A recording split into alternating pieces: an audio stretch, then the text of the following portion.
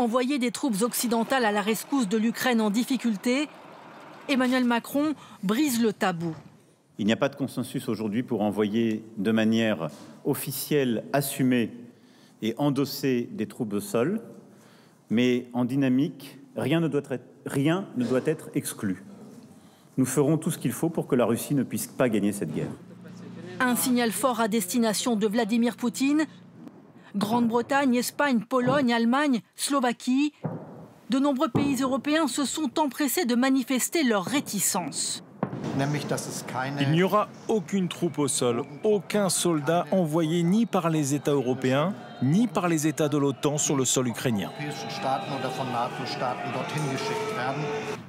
Même fin de non-recevoir du côté du premier fournisseur d'armes à l'Ukraine, les États-Unis. Le président Biden a été clair sur le fait que les États-Unis n'enverront pas de soldats combattre en Ukraine. Embarras chez les alliés et en France, colère des oppositions. Le sujet a provoqué un vif échange entre le Premier ministre et Marine Le Pen. Emmanuel Macron a franchi une étape supplémentaire vers la co-belligérance, faisant planer un risque existentiel sur 70 millions de Français. Si vous aviez été élue en 2022, Madame Le Pen, on ne serait pas en train de fournir des armes aux Ukrainiens pour se défendre, on serait en train de fournir des armes à la Russie pour écraser les Ukrainiens. C'est ça la réalité, c'était dans votre programme.